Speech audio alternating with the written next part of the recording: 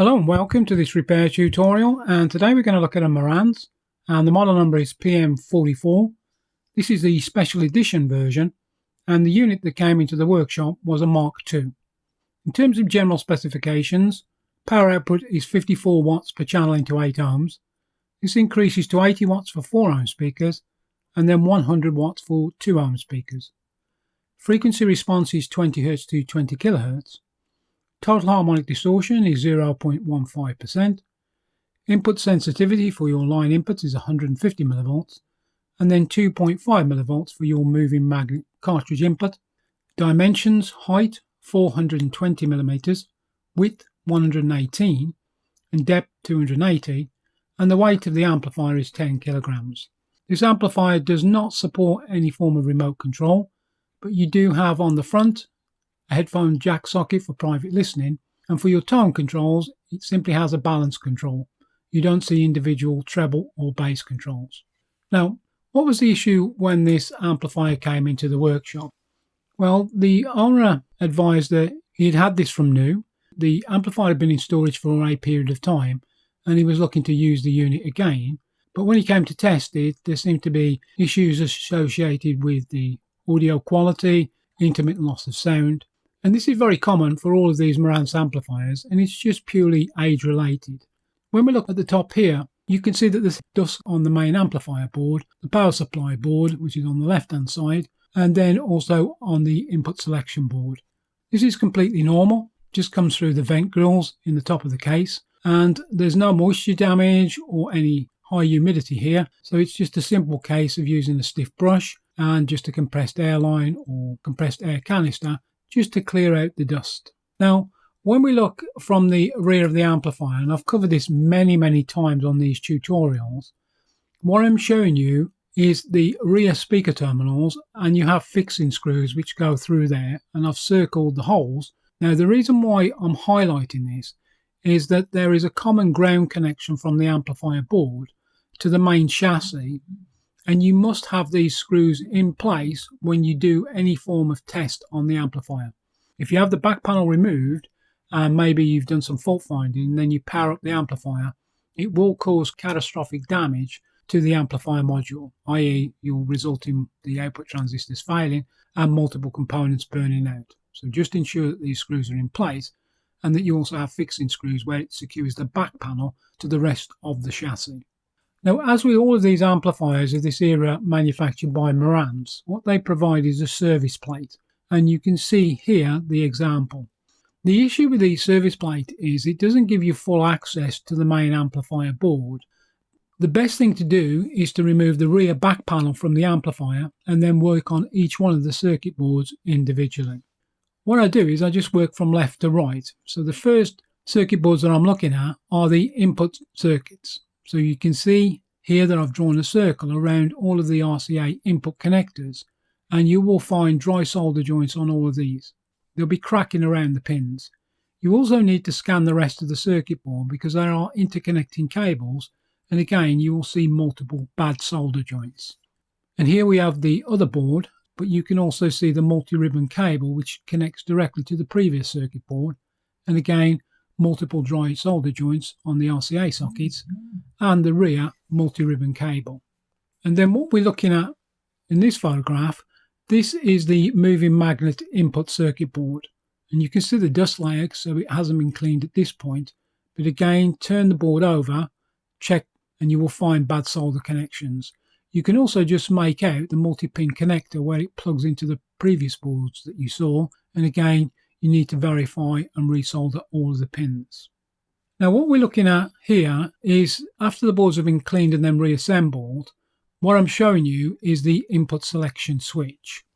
Now, with the input selection switch, there is a metal ribbon that goes to the front of the amplifier and then connects to the input selection control.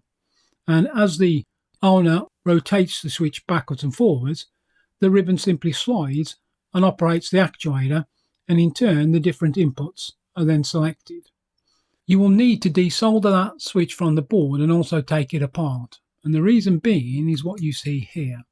Over time, the copper contacts on here become heavily oxidized, and this is the major issue when you get intermittent sound loss.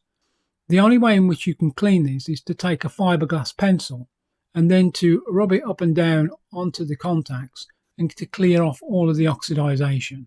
So this is what we're showing you in this example. This is after the cleaning. And then I'll also coat the contacts with some De-Oxit D5.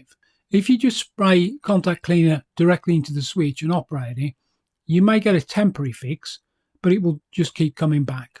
Now, if you want to take this switch apart, it's just held in place with some metal tabs. And it's probably good to use maybe some old side cutters where you can just bend back the tabs and then unclip the main body of the switch from the metal outer casing. And then you can also get access to the individual slide contacts as well. And then here, when we look from the top of the circuit board, you can see this black oblong component, and that is the speaker relay. So we need to replace that just as a matter of course. So it's simply a 24 volt DC coil, and it's a double pole changeover relay. And then the major issue with these amplifiers is similar to what we described a moment ago with the input boards. What you will find are so many dry solder connections. So this is the amplifier board, and what you can see here, I've drawn a circle around all these different solder joints, and like all of the tutorials, just take your time, just inspect every solder joint and resolder it. This will ensure that you put the longevity back into the amplifier, and a lot of the intermittent issues will be eliminated by doing this work. Now, when you remove the back panel and you gain access to the amplifier board, what you'll find is that there's two metal tabs just towards the front of the amplifier, and then you need to just bend them back. If you go to the previous photograph, you'll actually see them, and I've just drawn two red circles around there.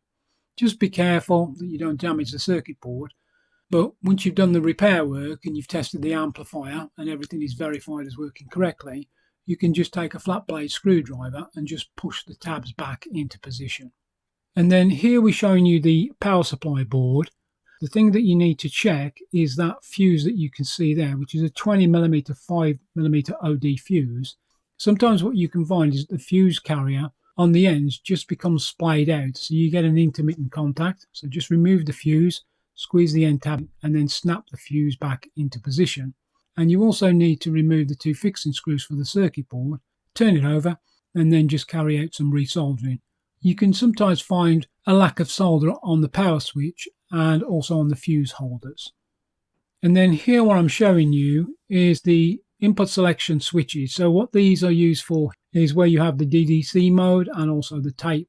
You need to spray some De-Oxit D5 into the switches and then operate them multiple times just to clean those contacts. You can also see the input selection mechanism, which we referred to where the ribbon slide connects. And then part of the amplifier repair and service, it's very important to also look at the tone control circuit board. So as it's flipped over, you can see the different selection switches here. These are the ones that we cleaned previously with the De-Oxit D5. And I'm doing multiple solder tasks on the switches.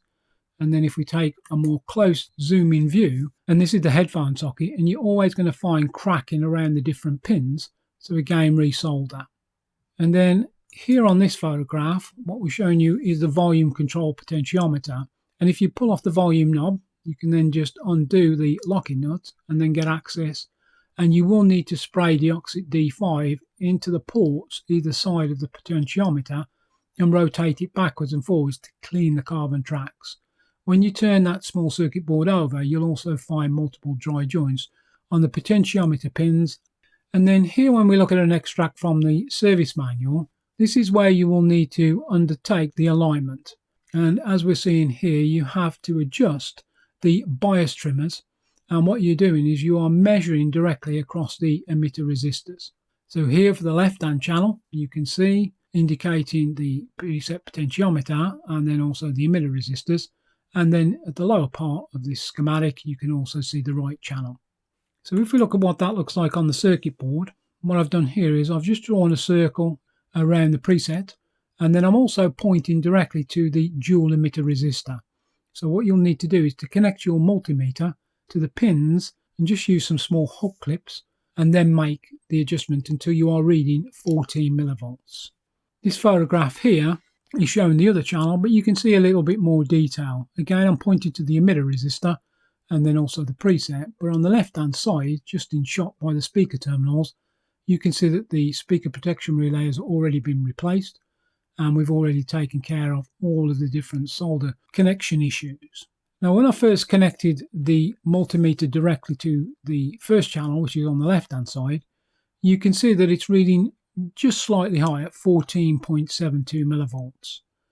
What you will find is that as you make the adjustments, you'll need to wait a period of time for stabilization. And then after the adjustment has been made, you can see that we're back to approximately 14 millivolts or thereabouts. When I looked at the right-hand channel, that was a different case, and you can see here that it's running quite high. So we're now up to just under 20 millivolts at 19.79 millivolts. Again, just make your adjustment, and then you can see here we brought it back to the factory alignment value of 14 millivolts. I also checked the DC offset, but remember this amplifier has an inbuilt protection system anyway to check to make sure there's no excess DC, and there is a dedicated IC on the circuit board. I have put a link in the description for the video if people are interested in the types of protection circuits which are used in audio amplifiers. So by all means refer back to that tutorial, and it actually describes the customized IC which is fitted in this series of amplifier.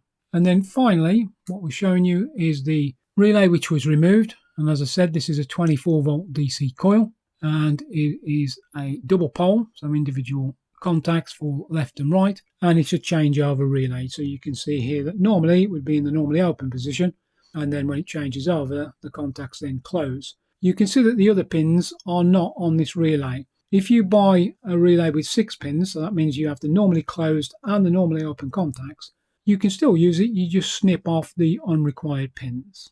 And then finally the amplifier was put on to test, and it runs for about 4 hours. Again, checking the amplifier through, selecting different inputs.